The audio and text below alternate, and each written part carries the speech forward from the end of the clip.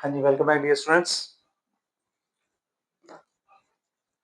तो बेटा हम पढ़ रहे थे इलेक्ट्रोस्टैटिक्स और उसी में अगला लेक्चर, अगली क्लास, अगला टॉपिक, आगे बढ़ते हैं।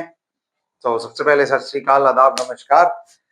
और हमारा पिछला जो काम हो गया था जहां तक, वो मैं एक बार बता दूं कि हमने पहले सीखा इलेक्ट्रिक फोर्स क्या होता है, फिर इलेक्ट्रिक फील्ड क्या होता है, फिर इलेक्ट्रिक फील्ड अलग अलग डिस्ट्रीब्यूशंस में बात की कि पॉइंट चार्जेस हो तो कैसे है, अगर मल्टीपल चार्जेस हो तो कैसे है, डिस्क्रीट हो तो कैसे सुपरपोजिशन यूज करना है, और कंटिन्यूस हो तो कैसे डिस्क्रीट तो कैसे डिस्ट्रीब्यूशन यूज करना है। ठीक है, ये हमने कर लिया था। इसमें अब एक दिक्कत आई कि जो इलेक्ट्रिक फील्ड है वो डिफरेंट डिस्ट्रीब्यूशंस के लिए निकालना बड़ा मुश्किल है। हमने लाइन चार्ज के लिए निकाला, वो भी बड़ा मुश्किल जा रहा था।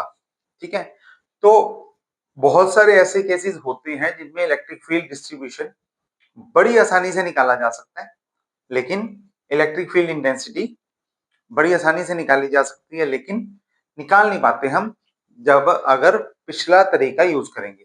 कूलम्स लॉ की बात कर रहा हूं। अगर कूलम्स लॉ यूज करते हो तो अलग अलग डिस्ट्रीब्यूशंस के लिए इलेक्ट्रिक फील्ड निकालना इतना आसान नहीं है। ठीक है, फिर हमने डिस्ट्रीब्यूशंस के बाद हमने बात करी थी कि हम गॉस लॉ में सीखेंगे। उससे पहले हमने छोटी सी टर्म सीखी, इलेक्ट्रिक फ्लक्स क्या होता है और किस तरह से नंबर ऑफ लाइंस इंटरेक्ट करती हैं, इलेक्ट्रिक फील्ड लाइंस क्या होती हैं, वगैरह वगैरह। वहां तक हमने कर लिया। ठीक, अब हम एक नया टॉपिक, नया लॉ सीखते हैं which is very important, and that is named as Gauss law. Gauss बहुत बड़े साइंटिस्ट थे, हमें पता है, हमने पहले भी उनका काम किया है, बहुत कुछ दिया हुआ उन्होंने। और इलेक्ट्रोस्टैटिक्स में भी जो हमारा टॉपिक चल रहा है उसमें भी एक बहुत ही सिग्निफिकेंट थ्योरम या बहुत सिग्निफिकेंट लॉ उन्होंने दिया है। और इससे फायदा क्या होता है? फायदा मेनली ये होता है कि जहां भी डिस्ट्रीब्यूशन सिमेट्रिकल हो, हम सिमेट्री को यूज करके इलेक्ट्रिक फील्ड बड़े अच्छे से निकाल लेते हैं। ठीक है, मेनली उनके लिए यूज होता है, बाकी यूज तो कर ही लेंगे जैसे भी, लेकिन इससे इलेक्ट्रिक फील्ड इंटेंसिटी निकालनी बहुत आसान है as compare to other cases. ठीक है, तो ये लॉ क्या बोलता है वो सीखते हैं। लॉ बोलता है इलेक्ट्रिक फील्ड और इलेक्ट्रिक फ्लक्स जो है through any closed surface, flux through any closed surface. तो सरफेस ऐसे नहीं कि कोई भी ले लो, क्लोज्ड लेना है। ठीक है, यानी कि कंप्लीट सर्कल, कंप्लीट सरफेस लेना है, और उसमें क्या होगा, इलेक्ट्रिक फ्लक्स निकालोगे। फॉर्मूला क्या रहेगा इसका?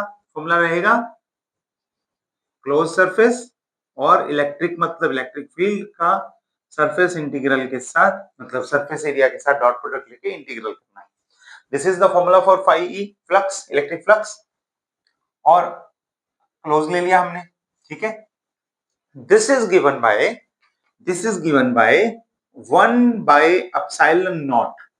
एप्सिलॉन नॉट कब लगेगा? अगर मीडियम वैक्यूम है ना। 1/एप्सिलॉन naught of the total charge enclosed by that surface. उस क्लोज्ड सरफेस के अंदर जितना चार्ज है, उस क्लोज्ड सरफेस के अंदर जितना चार्ज है, उस चार्ज को एप्सिलॉन नॉट से डिवाइड कर दो, बशर्ते जो सरफेस के अंदर मीडियम है वो वैक्यूम है, उससे डिवाइड कर दोगे तो क्या आ जाएगा? टोटल इलेक्ट्रिक फ्लक्स आ जाएगा। और वैसे हमें मालूम है कि टोटल इलेक्ट्रिक फ्लक्स किसको रिप्रेजेंट करता है? नंबर ऑफ लाइंस एंटरिंग और लीविंग, है ना। तो नंबर ऑफ लाइंस कितनी एंटर या एग्जिट करती हैं, वो टोटल नंबर जो है फाइनल किसके इक्वल होगा? Q बाय एप्सिलॉन नॉट के। This is known as Gauss law और गॉस थ्योरम। मैथमेटिकली भी प्रूव करेंगे तो थ्योरम भी है। ठीक है, ओके, दैट्स इट। बात समझ में आ गई तो काम आसान हो गया। ठीक है, देख लो, कोई दिक्कत वाली बात नहीं है। सरफेस ले लो, सरफेस ले लेते हैं। अगर थोड़ा सा प्रूफ देखना हो, प्रूफ देख लेते हैं। मान लो ये सरफेस ले लिया, कोई भी, जरूरी नहीं कि आप स्फीयर लो, आप ऐसा भी ले सकते हो, यहाँ पे कोई चार्ज रखा है और आपने ये सरफेस ले लिया। ठीक है, ऐसे भी ले सकते हो, कोई दिक्कत वाली बात नहीं है। ठीक, तो जो लोग है इसमें इलेक्ट्रिक फील्ड जो है, जो इलेक्ट्रिक फील्ड है वो कितनी हो जाएगी, वो हमें मालूम है, इलेक्ट्रिक फील्ड का formula single distribution of charge की वजह से, दैट इज 1/4πε0, और आर स्क्वायर भी है, और ऊपर क्यू है टोटल चार्ज, और आर कैप है ना, ये इसमें ऐसे है। तो Q/4πε0/r², ये लिखते हैं ना, Q/4πε0r², और आर कैप क्या रिप्रेजेंट करेगा, डायरेक्शन रिप्रेजेंट करेगी। So this is the electric field, है ना। ऐसे मान लो ये जा रहा है आर कैप, और इसकी डायरेक्शन में इलेक्ट्रिक फील्ड भी रिप्रेजेंट कर सकते हो आप, है ना। अब इस पे कोई सरफेस ले लो, थोड़ा सा छोटा सा सरफेस ले लो, मान लो यही ले लिया मैंने, ds, छोटा सा सरफेस ले लिया, ओके। अब इस सरफेस में इसका अगर मान लो एरिया वेक्टर कितना है, इस तरफ एंगल बनाता है theta, let us assume theta angle बनाता है, तो यहाँ पे E डॉट ds में हम क्या लिखेंगे, phi E is equal to E, यानी कि Q/4πε0r², डॉट आएगा ds, है ना, और ds, ठीक हो गया। इंटीग्रल भी करेंगे बिल्कुल करेंगे, छोटे का लेके टोटल का निकालेंगे बड़े का, ds, आर वेक्टर लेना है, आर कैप भी ले लो, ठीक है। अब आर कैप तो यूनिट वेक्टर है, ठीक है, ds का मैग्नीट्यूड कितना है, ds ही है, एंगल कितना है, cos थीटा, तो हम क्या लिख सकते हैं इसे, हम लिख सकते हैं, q कांस्टेंट है वैसे भी, Q/4πε0 कांस्टेंट है, तो हम क्या ले सकते हैं, हम इंटीग्रल के अंदर लिख सकते हैं ts मैग्नीट्यूड, ds का magnitude cos theta by r², is it okay, चल जाएगा। q बाहर निकाल लिया, 4πε0 बाहर निकाल लिया, r कैप का मैग्नीट्यूड 1, ds का मैग्नीट्यूड लिख दिया, थीटा cos थीटा दोनों के बीच का एंगल लिख दिया, r² एज इट इज लिख दिया, a dot b is ab cos theta वाला फॉर्मूला लगाया, ठीक है। अब अगर आप इस टर्म को ध्यान से देखो तो ये टर्म क्या है, किसके इक्वल है, ये टर्म है हमारी, ये हमारी टर्म है सॉलिड एंगल के equal, right. Solid angle define किया था पिछली छोटी छोटी मगर मोटी बातें, उसमें कॉन्सेप्ट्स में देख लो। तो ये हमारा सॉलिड एंगल है, और ये हमारा Q/4πε0 बाहर है एज इट इज, तो अगर हम Q/4πε0 एज इट इज रख लें, तो बाकी क्या बचा, it is close integral of D omega, और वो कितना होगा, वो होगा टोटल ओमेगा, है ना, टोटल ओमेगा, और टोटल ओमेगा कितना होता है, बाकी मैं एज इट इज लिख रहा हूं, टोटल ओमेगा कितना होता है, Q/4πε0 सेम, और टोटल ओमेगा होता है 4 पाई, ये भी पिछली क्लास में सिखाया है, नहीं देखी तो वो सीख लो पहले, उसमें कोई डाउट तो अभी तक तो नहीं आया, अगर है तो पूछ लो। और 4 पाई से 4 पाई कैंसिल, तो ये क्या बचा, Q/ε0, और ये किसके इक्वल था, ये टोटल इलेक्ट्रिक फ्लक्स था, कितना आया, Q/ε0, तो हमने क्या माना है, इसके अंदर मीडियम माना है, वैक्यूम माना है, ठीक है, तो ε0 आएगा। और दूसरा Q क्या है, Q इसी सरफेस के अंदर इंक्लोज्ड चार्ज है, टोटल चार्ज इतना ही है, ठीक है, इतना ही चार्ज है उसके अंदर, तो ये क्या हो गया, ये गॉस लॉ का प्रूफ हो गया कि Q/ε0 is the total electric flux. देख लो, कोई दिक्कत वाली बात तो नहीं है, देख लो अच्छे से, हो रहा है आराम से प्रूफ, सिंपल था। इसमें मैं चार छोटी छोटी बातें और बताऊंगा, छोटी छोटी मगर मोटी बातें, वो और करेंगे हम। तो पहला तो ये है कि अगर फ्लक्स बाहर निकल रहा है आउटवर्ड, तो हम उसे लेंगे पॉजिटिव, लीविंग को लेंगे पॉजिटिव। और दूसरा पॉइंट आपको पता लग ही गया होगा, अगर वो अंदर आ रहा है, मतलब नंबर ऑफ लाइंस अंदर ज्यादा आ रही हैं, बाहर कम जा रही हैं, तो फ्लक्स लेंगे हम, अगर अंदर ज्यादा आ रही हैं तो लेंगे नेगेटिव, और अगर बाहर ज्यादा जा रही हैं तो लेंगे पॉजिटिव। कैसे? बड़ा सिंपल सा आर्गुमेंट है। हम प्लस पे क्या करते हैं, बाहर लाइंस बनाते हैं। तो लाइंस क्या होंगी, अगर प्लस चार्ज होगा अंदर, अगर चार्ज पॉजिटिव होगा तो लाइंस बाहर को निकलेंगी, तो नंबर ऑफ लाइंस आउटवर्ड जो है दैट विल बी मोर, और अंदर वाली कम होंगी।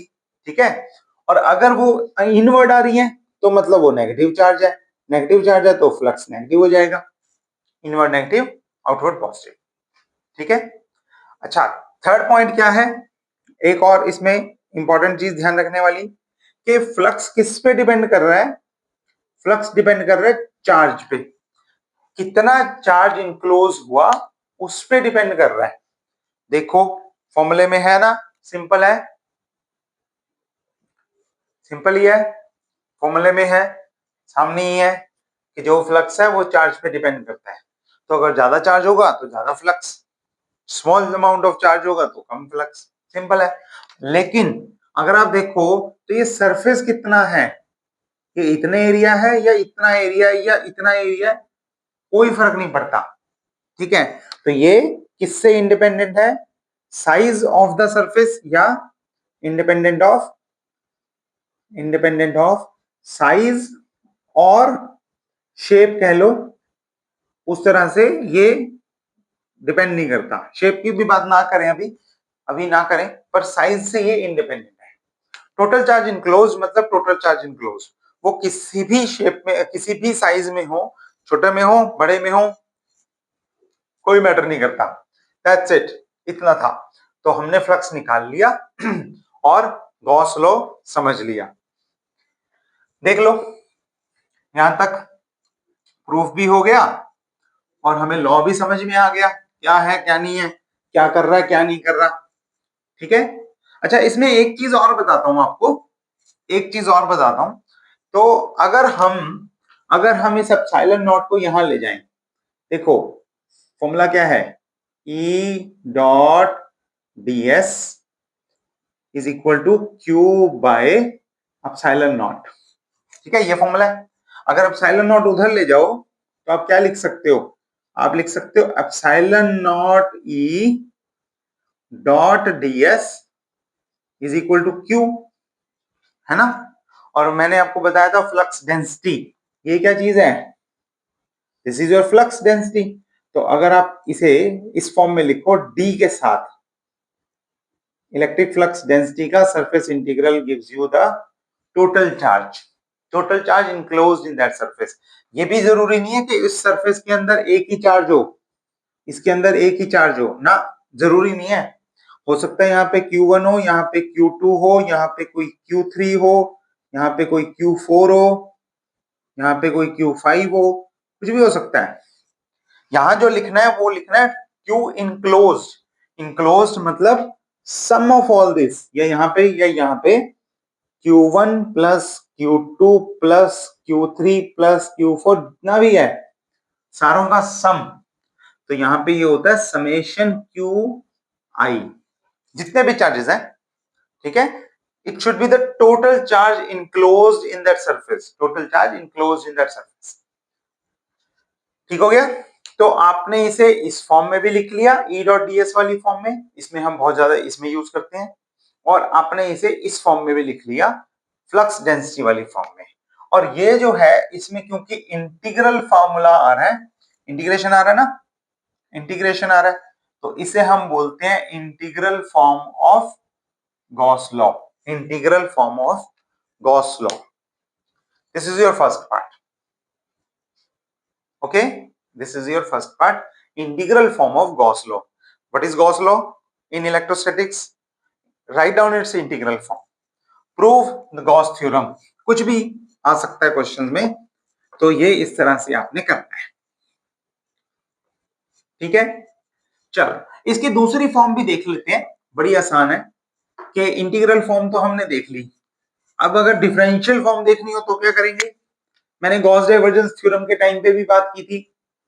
अगर डिफरेंशियल फॉर्म देखनी हो तो क्या करेंगे, तो डिफरेंशियल फॉर्म बड़ी आसान है, उसमें डेरिवेटिव इन्वॉल्व होना चाहिए। डिफरेंशियल फॉर्म में क्या आएगा, डेरिवेटिव आएगा, इंटीग्रल नहीं आएगा। तो देख लेते हैं, तो E डॉट ds अगर हम गॉस डाइवर्जेंस थ्योरम से लगाएं तो close surface integral of any vector field is equal to open volume integral of divergence of that vector field. याद है ये बात? नहीं याद तो गॉस डाइवर्जेंस थ्योरम देखो, पिछले लेक्चर पे जाओ, गॉस डाइवर्जेंस थ्योरम सीखो, बहुत इंपॉर्टेंट है, सीखनी ही पड़ेगी, कुछ नहीं कर सकते। ठीक है, प्लेलिस्ट आपके पास है, लेक्चर्स आपके पास है, दोबारा भी देख सकते हो, है ना, देख ही सकते हो, जितनी मर्जी बार देख लो। ओके, तो E dot D S rho dot E d V, Gauss divergence theorem simply from Gauss divergence theorem.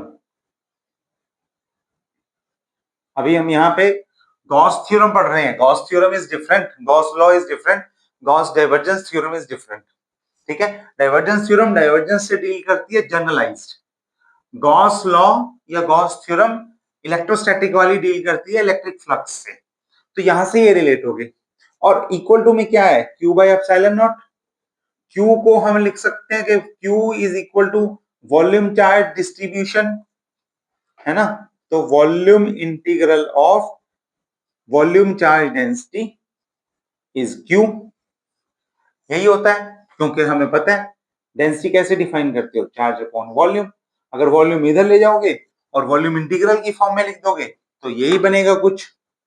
अब इन दोनों को बराबर रख दो, इन दोनों को बराबर रखोगे तो हमारे पास आएगा volume integral of divergence of electric field is equal to 1 by epsilon naught volume integral of rho. ये होगा, दोनों तरफ वॉल्यूम इंटीग्रल कॉमन है, छोड़ सकते हो, तो टर्म बच गई यहां से सिर्फ डाइवर्जेंस ऑफ इलेक्ट्रिक फील्ड, और वहां से बच गई 1 by rho epsilon naught of rho, rho by epsilon naught. तो अगर आप इसको लिख रहे हो तो ये जो है divergence of electric field is 1 by epsilon not times होता है वॉल्यूम चार्ज डेंसिटी। अगर ऐसे लिख रहे हो तो ये है डिफरेंशियल फॉर्म, इसमें डेरिवेटिव इन्वॉल्व है ना, डेल ऑपरेटर मतलब डेरिवेटिव इन्वॉल्व है, differential form of Gauss law. पहले वाली क्या थी, integral form of Gauss law. ध्यान रखना है कौन सी फॉर्म पूछी गई है, कौन सी फॉर्म यूज करनी है, ये मैटर करता है। लेकिन इसे भी आप वैसे ही अगर आप एप्सिलॉन नॉट को उधर ले जाओगे तो ये हो जाएगा del dot epsilon naught E which is del dot D. D क्या है, फ्लक्स डेंसिटी है, और this is equal to rho. तो ये भी एक फॉर्म है, differential form of Gauss law. ठीक है, चेक कर लो, यहां तक कोई डाउट तो नहीं है? किसी तरह का कोई डाउट लगता है तो बात कर सकते हो, बताओ, नहीं तो आगे बढ़ते हैं, आगे बढ़ते हैं। ठीक है, तो चलो अब हम एक चीज और सीखेंगे छोटी सी, लो हमें समझ में आ गया, हमने एक बार एक पूरी तरह से प्रूफ भी कर लिया, अब दोबारा देखेंगे एक बार और। तो अभी तक का हमें सबसे इंपॉर्टेंट या सबसे हमें जो मेन रूल पता था, लॉ पता था, वो था क्या था, वो था कूलम्स लॉ। कूलम्स लॉ, ठीक है, कूलम्स लॉ हमें पता है क्या होता है। कूलम्स लॉ फोर्स में बात करता है, और F is equal to Q1 Q2 by 4 pi epsilon naught R square। ये गॉस लॉ इलेक्ट्रिक फील्ड के सरफेस इंटीग्रल में या डाइवर्जेंस में बात करता है। ठीक है, अब हमें क्या देखना है, एक जनरल केस के लिए देखते हैं कि गॉस लॉ कूलम लॉ को के साथ एग्रीमेंट में है या नहीं, मतलब ये दोनों आपस में एक दूसरे के खिलाफ तो नहीं जा रहे, ये हमें चेक करना है। ठीक है, तो हम देख लेते हैं E dot D S is equal to क्या है, क्या है, Q बाय एप्सिलॉन नॉट, ये हो गया। ठीक है, अब कोई सरफेस एरिया ले लो, मान लो यहाँ पे चार्ज Q ले लिया मैंने, और ये स्फीयर ले लिया, और इस चार्ज की वजह से रेडियली आउटवर्ड एक फील्ड होगी, है ना, जितनी भी है वो होगी, इस रेडियस पे मैं ले रहा हूँ, R रेडियस पे, ठीक है, R स्फीयर पे। तो इस पे अगर मैं देखूंगा तो ये कांस्टेंट ले सकता हूँ, और ये हो जाएगा surface integral of this E dot ds, है ना। और ये आपको मालूम है कि सरफेस एरिया वेक्टर और ई वेक्टर दोनों पैरेलल होंगे, बिल्कुल रेडियली जाएंगे ना, दोनों रेडियली जाएंगे इस केस में। तो यहाँ पे ई डॉट ds कितना हो जाएगा, इतना ही हो जाएगा। और सरफेस ये इक्वल है क्यू बाय एप्सिलॉन नॉट के। और अगर आप टोटल सरफेस एरिया निकालोगे तो वो कितना हो जाएगा, 4 पाई आर स्क्वायर, है ना, स्फीयर का total surface area 4 pi R square. तो ये हो गया equal to Q by epsilon naught. तो यहां से इलेक्ट्रिक फील्ड कितनी आई, यहां से इलेक्ट्रिक फील्ड आई Q by 4 pi epsilon naught R square. Simple है। डायरेक्शन हमने पहले भी बोली है, आगे भी बात की है, रेडियल है, यही होगी। ठीक है। और अगर अगर आप कोई टेस्ट चार्ज इस पॉइंट पे ले आओ, इस पॉइंट पे कोई टेस्ट चार्ज ले आओ Q naught, let's say Q naught, तो उस पे फोर्स कितना लगेगा, F will be equal to Q naught E. और क्यू नॉट ई कितना हो जाएगा, क्यू नॉट इंटू, मतलब ये यहाँ पे आर कैप और divided by 4 pi epsilon naught R square. ये क्या है, ये हमारा कूलम्ब लॉ है, Q1 Q2 by 4 pi epsilon naught r square, Q1 Q2 by 4 pi epsilon naught r square। यानी कि गॉस लॉ जो है कूलम्ब लॉ के साथ इसमें है, एग्रीमेंट में है। गॉस लॉ से कूलम्ब लॉ पे या कूलम्ब से गॉस लॉ पे आप पहुंच सकते हो, आराम से निकाल सकते हो उसे। ठीक है। तो यहाँ पे ये भी एक प्रूफ हो गया। Gauss law, definition, differential form, integral form, coulomb law के साथ एग्रीमेंट, सब ये हमारा कवर हो गया। ठीक है, आप पहले ये करके आओ। अगले लेक्चर में हम सीखेंगे, अगले लेक्चर में सीखेंगे कि गॉस लॉ को यूज करके अलग अलग डिस्ट्रीब्यूशंस के लिए इलेक्ट्रिक फील्ड कैसे निकाल सकते हैं और कितनी आसानी से निकलती है। So that is basically the applications of this law. Applications next class में हम वो करने वाले हैं। ठीक है, तो अब मिलते हैं अगली क्लास में। तब तक के लिए पढ़ते रहो, take care of your health and see you in the next class. Stay tuned with me. Okay, thank you.